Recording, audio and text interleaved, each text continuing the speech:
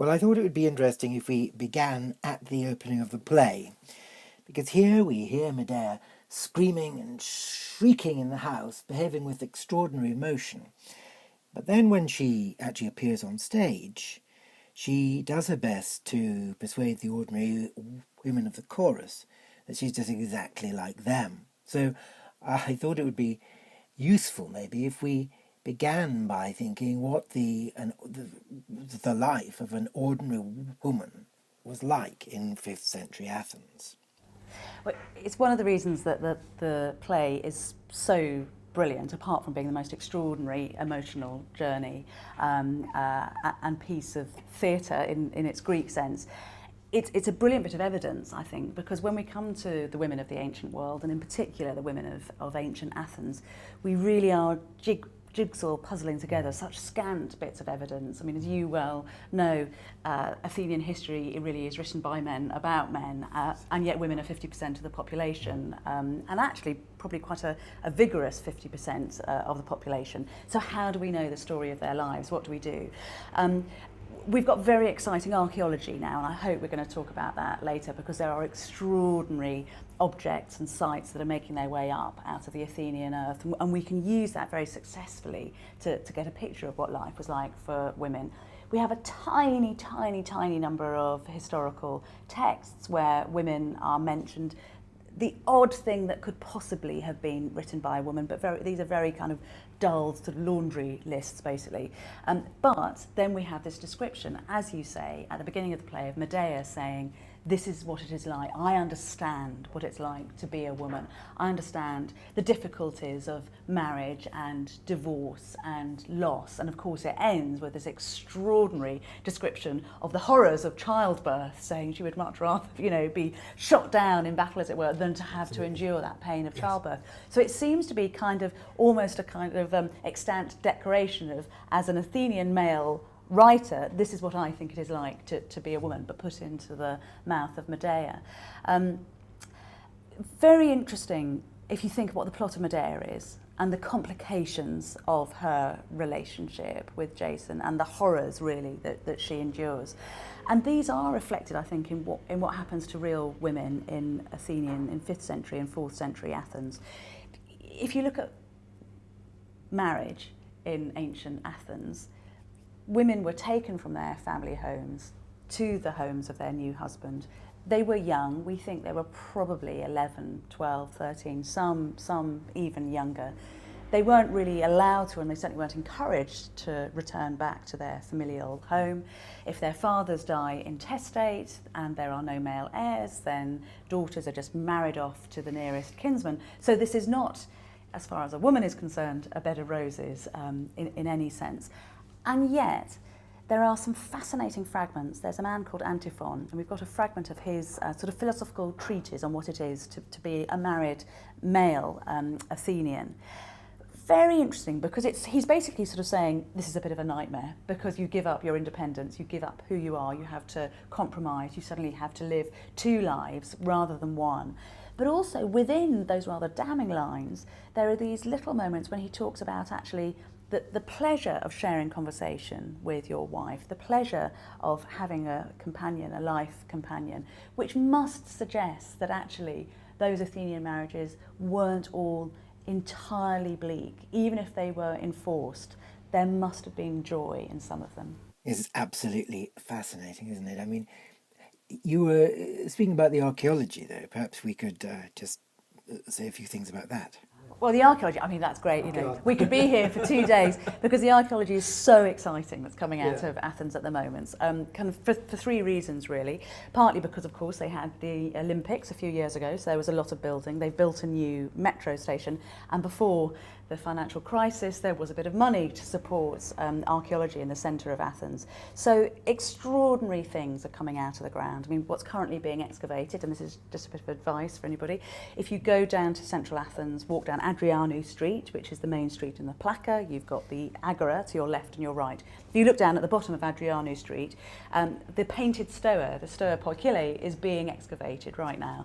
That will probably be ready in about 2 or 3 years' time. So this is the place where the great philosophers walked, where the Stoics, where Stoicism was born.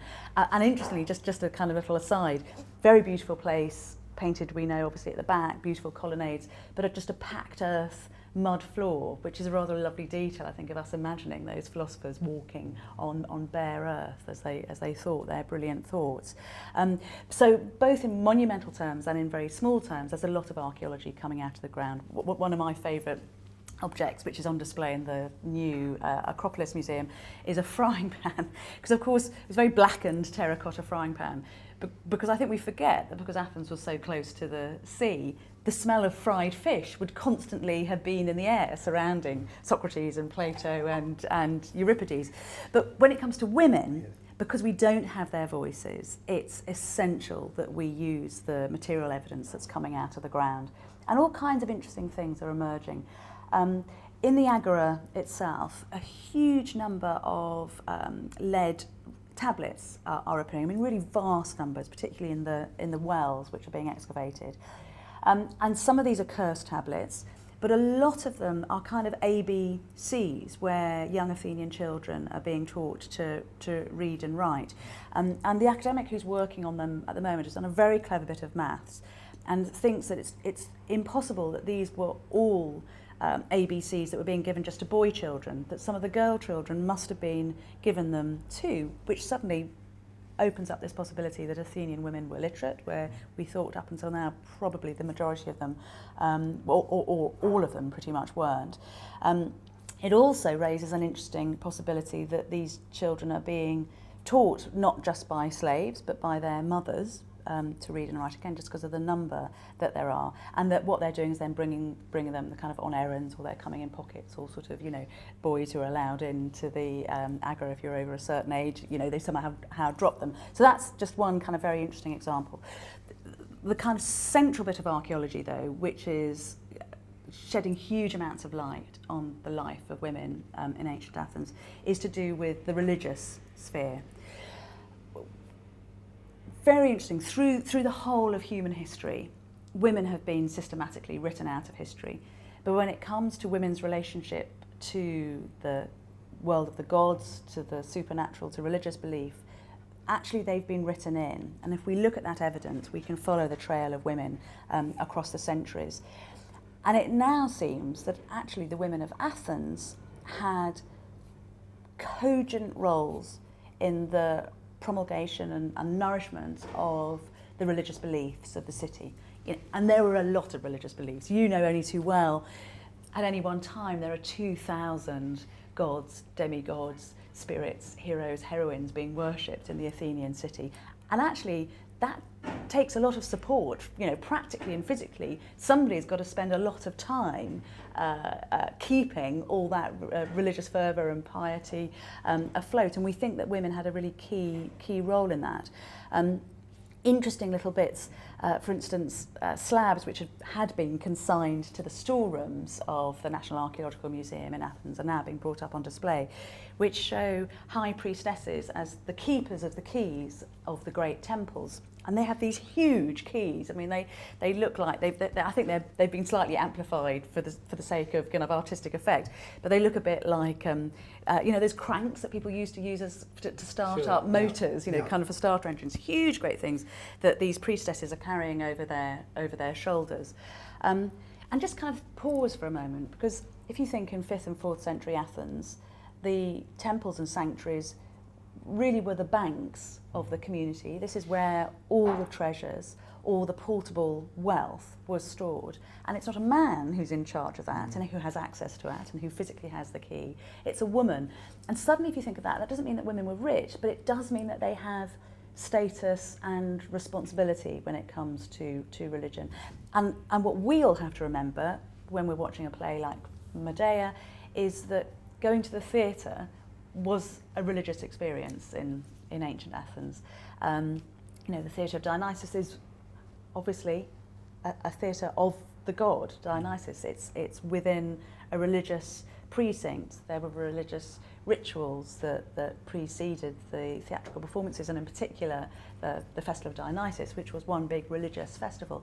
So when you look at religion, you're not looking at people who are just kind of arranging flowers on an altar. This is something which is absolutely central to what it is to be a 5th or a 4th century Athenian. Absolutely.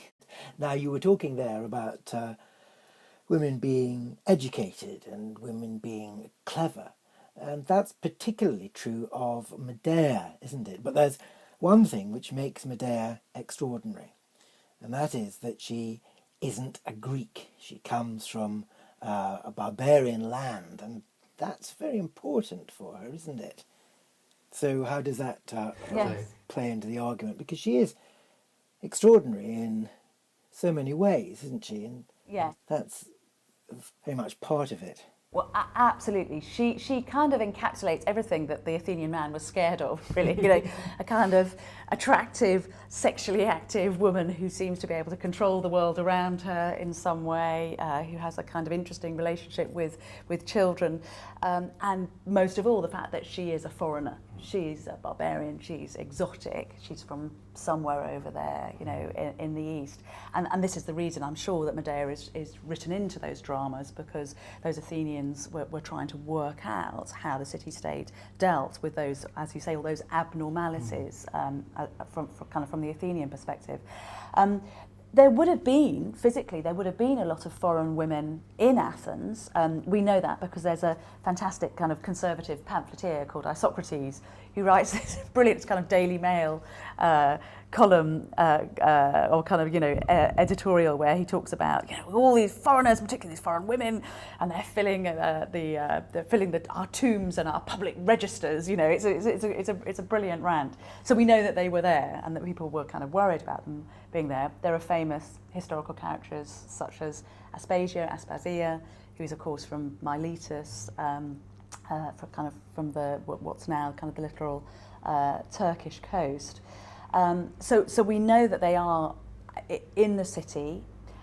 We think quite a lot of those foreign women were used as concubines. That was something which is then around 450 BC is kind of formalised. And actually, interestingly, the concubines seem to have a bit more status. They're not quite protected by law, but there are certain customs, that are sort of precedents that they can call up to prove that they shouldn't be treated appallingly badly. So that there are foreign women in Athens, but we know it's really the kind of crucial question for Athenians is how do we deal? We've got an empire, we're dabbling a lot in the outside world, and how do we deal with those who are other? And Medea is really the incarnation of that. She's, as I said, she's everything that's bad. She's potent, female, and from abroad.